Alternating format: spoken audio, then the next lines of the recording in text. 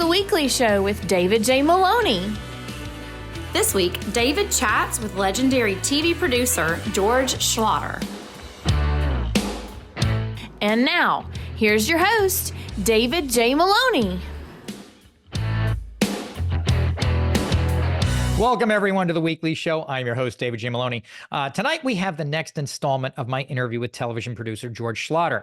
George is responsible for some of the most memorable TV specials of all time and for producing what was, at one time, the #1 show in America, NBC's Laugh-In. His stories and experiences in the entertainment business are legendary, as are the many people he's called friends and colleagues. Back again tonight to chat about his incredible life and career, as well as his book, Still Laughing, is none other than producer George Schlatter. So don't go anywhere. We'll be right back.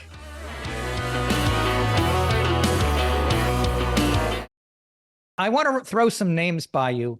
Okay. You mentioned, and I just like maybe a one sentence or one or two word blurb as to who comes to mind. Okay. Yeah. You mentioned Artie Johnson. Artie Johnson.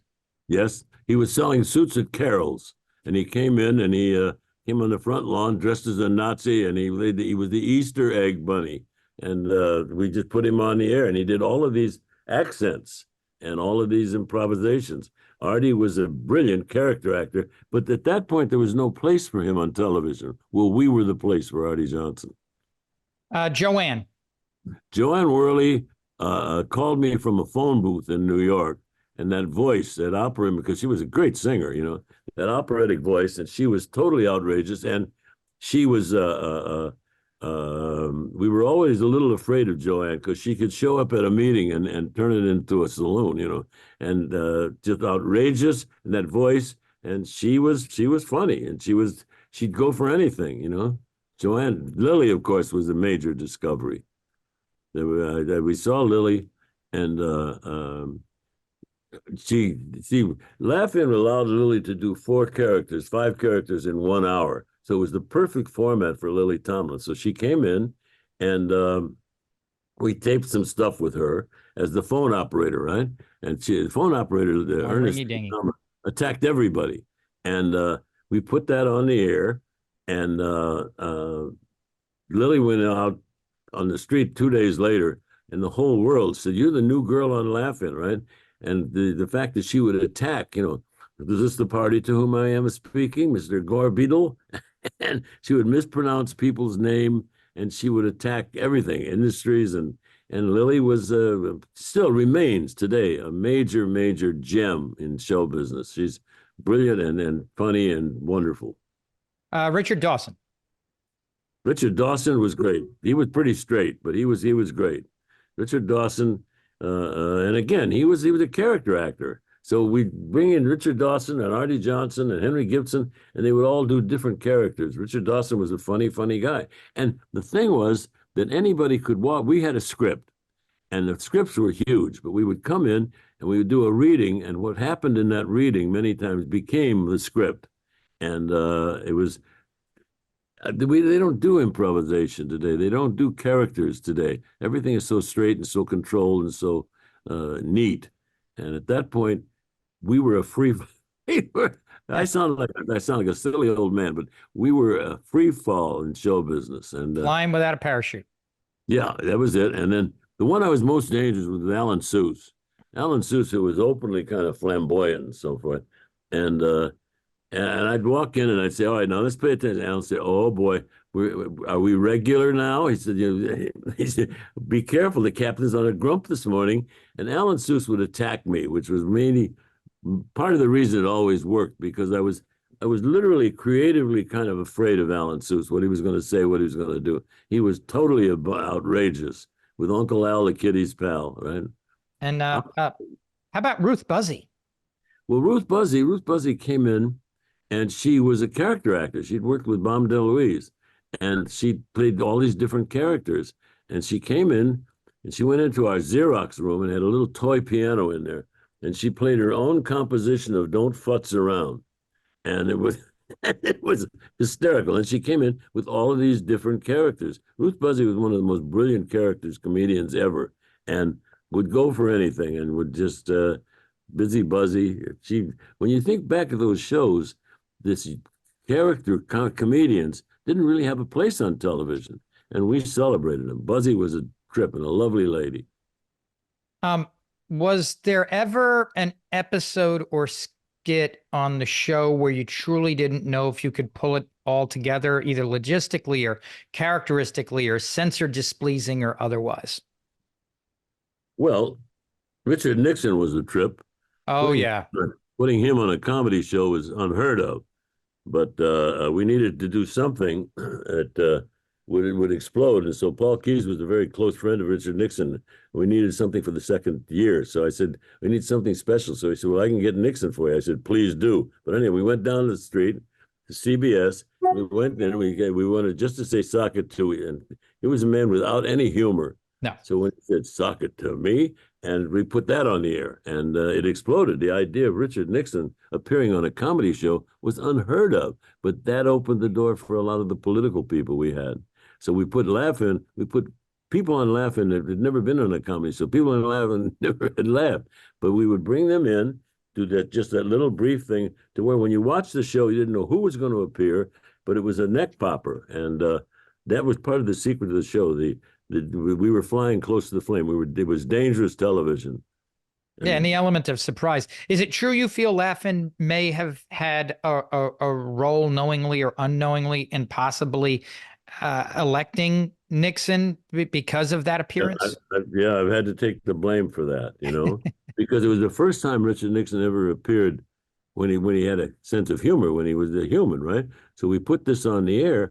And within 2 days, people were saying Richard Nixon on Laugh-In, and all he did was sock it to me, and it worked. The secret of Laugh-In was that there were no secrets, that we did things that nobody thought about doing before, and we were taping it, so we would be editing right up until we went on the air. The network was still saying, you can't say this, you can't say that, and we would say something so similar, but it would go on the air, and the next morning people were talking about it. Today, everything is so conformed. Everything is like, even though the language is sometimes shocking, the humor is not. And we had brilliant writers, Digby Wolfe, and all these writers were on there, and they would come in with pages of cameos. And then we would tape till sometimes 2 o'clock in the morning, and anybody came in with a funny idea, we'd tape it and put it on the next show. And I don't see that adventure happening today, which is, I kind of miss it. What's the hardest you've ever laughed while producing the show? Is there a particular skit or a particular, event or something somebody said that absolutely floored you that you think might even be the funniest moment that the show ever had? John Wayne's cameo was pretty funny. I mean, because nobody could believe John Wayne was going to be on Laugh-In because he was the most straight. But every one of those people, Martha Mitchell came on, and all of the political figures came on because they thought it helped get Richard Nixon elected. And I've had to live with that, but we had Hubert Humphrey. And as a matter of fact, we put Nixon on, and then we went after Hubert Humphrey to do a cameo, and he didn't do it. He said not doing Laugh-In may have cost him the election because when Richard Nixon was on Laugh-In, he appeared to have a sense of humor. Yeah, he was almost inhuman until then, but appearing on Laugh-In humanized him, and Humphrey said that may have been what elected him, and I've had to live with that. Was there any bit that worked that you were absolutely certain was probably not going to work when the idea was first pitched to you? All of the ideas on Laugh-In, the best ideas were all dangerous. And was this going to work or not going to work? And we put Martha Mitchell on Laugh-In. We put all of those political figures were my favorite because nobody expected them to be funny. So to pick a favorite moment, John Wayne would rank because he was so straight, and when we asked him to do the show and we taped it in the hallway, he was really angry about it. I'm not gonna do that show with those crazy people. Boom, we put that on the next show, and he said, "You didn't have a contract." Oh, I'm sorry. You didn't have any. Yeah, you didn't get anything signed off on, and you still did it anyway. Sure, but when Wayne heard the reaction to that, John Wayne had never gotten a laugh. Yeah, he was killing Indians or something, and so yeah, he realized that it humanized him. And so it helps. Why get pissed off? I miss the adventure of Laugh-In because we would shoot it. In order to do the editing we had to do, Carolyn Raskin had needed like 4 weeks to do that kind of editing, that tight, 10-second, 15-second bits. And in order to do that, we were taping it right until the show went on the air. We were taping at one end of NBC while we were airing the show at the other end. How the heck did you guys get away with Judy's nipple shot? How did that chain of events come about? Well, you heard about that, huh? Yeah, well, we were taping blackouts out in the field, and so we were taping one end and another end. And Judy was taping some body credits, we called it, where we would write words on the body, and then nobody knew where first of all, we had to get the words approved, but then the problem became where they were going to appear. That was also a problem. Well, Judy was at one end, and so she took off her bra. It was keeping Julie's brassiere on was always a major accomplishment. And so she did that, and they painted petals, made it into a flower on her nipple. Well, when it came on, I said, "Hey guys, come on, I know what that is." They said, "What?" I said, "You know what?" So we cut it down to finally the shot was 2 seconds. yes. Put it on there, and 2 seconds, and the networks, what was that? What was that? Finally, when they could stop taping, they saw what it was. They were said, "Well, you put a nipple on here." You're kidding. I did? How did I know? Why didn't I know about this? But it was part of the danger. It was part of the danger. And the difference in the Smothers Brothers and Laugh-In is the CBS clamped down on the Smothers Brothers and wouldn't let them do it all either. And NBC clamped down on us. And I said, "Why don't you cancel me?" They said, "Well, we can't cancel." I said, "Fine, go away." So we were so close to air by the time we finished editing. We were editing in one room and airing the show in another room. So by the time they told us we couldn't do something, we'd already done it. It sounds like we were a bunch of bad children, and I guess we were, And I was very young, and I didn't need much sleep, and we had this group of writers, brilliant writers, that came in, but they were not straight variety show writers. They were saloon comics. They were all different kinds of things, and they came in with these stacks of scripts, and we would tape and tape and tape, and then if something worked, we would do it again, and then if it didn't work, we'd do it over. It was a free fall. It was like accident had a lot to do with our success. Happy accidents. Now, you mentioned earlier Lily Tomlin, and Lily wrote the foreword to your new book, Still Laughing, and rose to fame as Ernestine and on Laugh-In. And she could not have been more glowing in her praise for you and how you treated her on that first casting session. What do you remember about that meeting, and what made did you immediately know you were going to hire her? Well, she came up and she had two things that she was not happy with. So she came up for a meeting, which she didn't want to take. And she sat down in the office in a big chair and started creating these characters that she had, right? Well, the secret with Laugh-In is we could do all of them because we did them. We would tape it and then do something else and then tape another one. So in one show, Lily would do 5, 6, 7 different characters.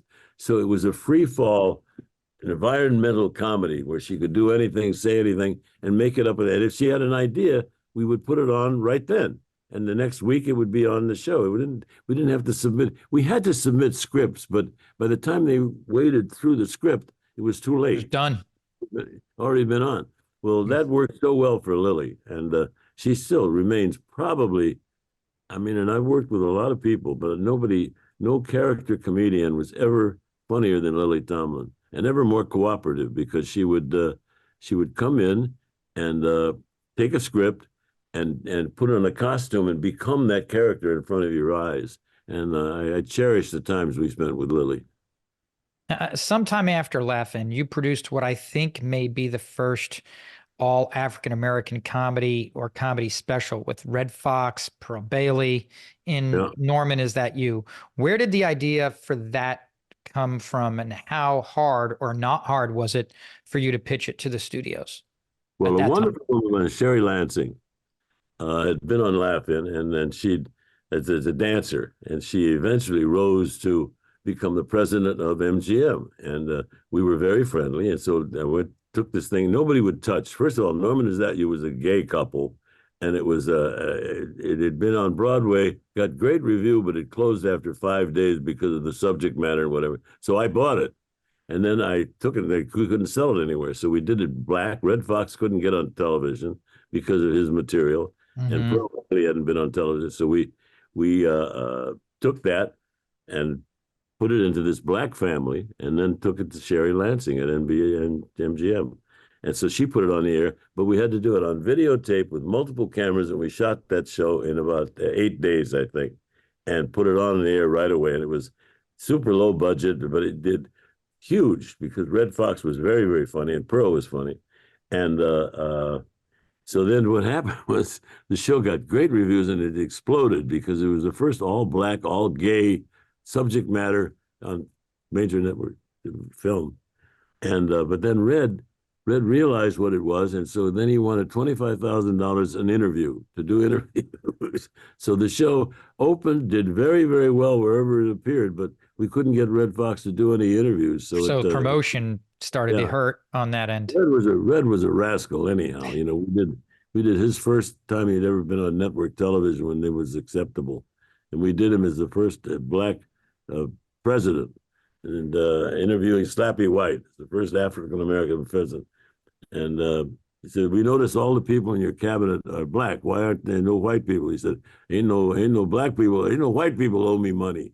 Well, that went on with the black president, and Norman, and then that did well. See, most of my biggest, you managed to find and pinpoint most of my adventures, and some of which were not successes at the time, but became successes later. And Red Fox and Pearl Bailey and the gay couples and all that were part of the reason. Part of the reason for my success was how close I came to failure and overcame it, becoming a success.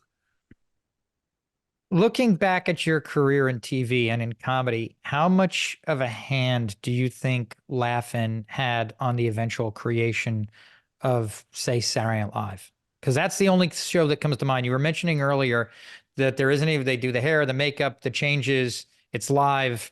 How much of a hand do you think Laugh-In had on the eventual creation of SNL? Oh, huge. He was one of the writers. And strangely enough, Lorne Michaels, I'd heard about him. He was in Canada.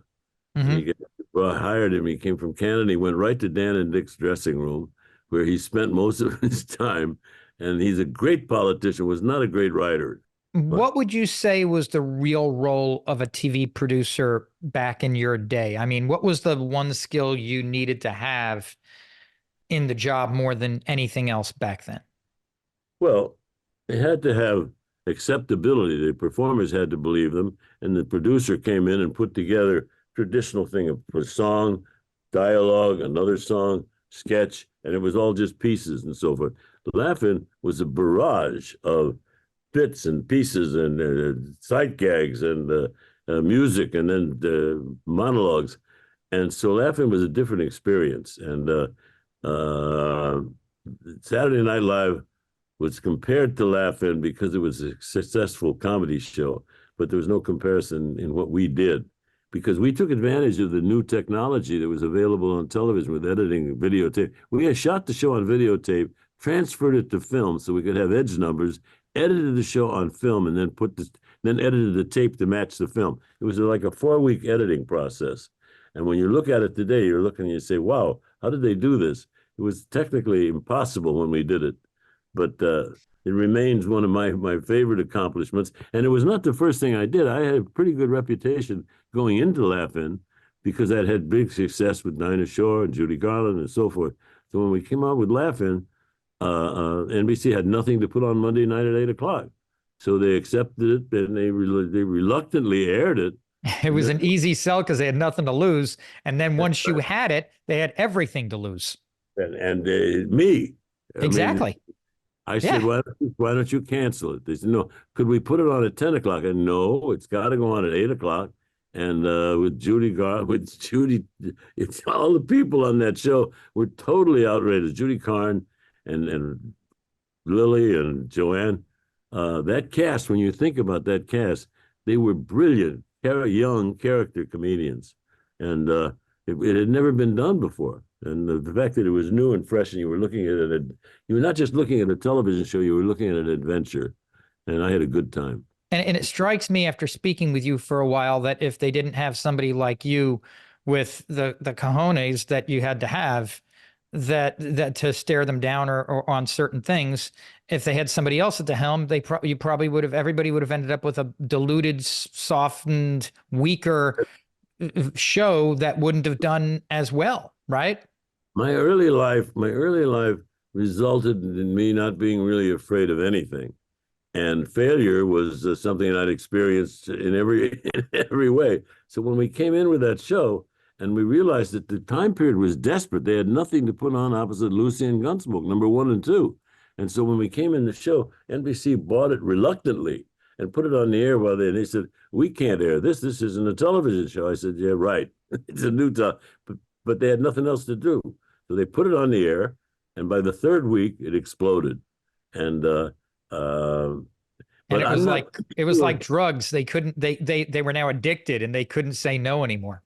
And I'm not too sure that anybody today has the background or the adventure in my early career that allowed me or forced me to want to take chances, because I was bored. I mean, Dinah Shore was a wonderful experience, and Judy Garland, a wonderful experience, but they would do a song and then another song and a duet. But when Laugh-In got my own sense of humor and my own impatience and my own reluctance with conformity. And that's what made it. That's what made it. And Digby Wolfe was a brilliant writer who had a big hit in Australia, but he got thrown out of Australia. They came in the middle of the night and took him away. And he went to Florida and he came here, and he was articulate and bright and very informed. And we brought in this group of other young writers, Gene Farmer and Don Rio and Alan Katz and all these young guys who came in who were themselves anarchists and came in with pages. Many times it was unairable, unacceptable material, but when you fix it just a little bit and you put it on the air and then you surprise the network and lie to them, it went on. And that's what the audience wanted to see. They wanted to see something that was funny and dangerous, and Laugh-In was both. Well, and it's the ask for forgiveness rather than permission approach. As you got it. As we close, has the job changed at all? I mean, with the changes in TV, it makes me wonder if maybe you just don't find TV producers who are able to get as big and powerful as, say, you were back in the day, or even like a Robert Evans was in movies. Well, I wasn't that when we started out. I was an accident. And the fact is that the time period had nothing to put in there. So it was a disastrous time period with a show that cost literally nothing. So NBC had no alternative but to throw this on until they got a real show ready. Well, by the 3rd or 4th week, the audience said, wait a minute, there's something happening here. I just miss the feeling of danger in television today. I mean, we see the comics and they're all talking about forbidden subject matter and language and so forth. But as far as the irreverence and the impudence and the attack on the establishment that we enjoyed, and that's what made it. And today, nothing really is being tried that much. I mean, they're trying. There's some brilliant writers in there, some brilliant performers, but I don't feel the sense of adventure. I don't feel the danger. The danger now is in language and subject matter. The secret then is to accept the danger and go do it anyway. Because the very guys who tell you can't do that, their jobs are at risk too. And all they needed was Laugh-In. They weren't even going to air it. They said, this isn't a television show. This is just a crazy thing. You and your friends went out and had a good time. I said, you're absolutely right. And so we were in danger of being canceled all the time. Eventually, the Smothers Brothers had the same problems with censors and whatever, but CBS didn't support them like NBC. They tightened the clamps on them. That's right. Well, the NBC tried to do that with me too, but you got to understand this was many years ago. I mean, I'm a piece of work now, but then I was really outrageous. And we would go in and say, here's the show, and they'd say, well, we can't air this. It's good, don't. They said, well, no, what are we going to do? I said, air this. And I'm not doing anything else. What are you going to do? They had nothing else to put on the air. By the time Nixon went on in the audience right now, the audience right now would be the same. We wanted something that draws your attention. And so we put it on, took the gamble. And then once the audience saw that, and they saw John Wayne doing jokes and Richard Nixon doing jokes, the audience gravitated to it because there was literally nothing else. same as now. We got hundreds of shows now and comics and great comics, but they're doing monologues and little sketches and pieces. But the energy, the adventure that we enjoyed then, I don't see it on television now. It'll come back. It'll come back. Most of the good things that happen on television are born out of disaster and out of real gamble. And the bigger the gamble, the better your chances are of success. Also, the better chances are of failure. And I've had a few of those, But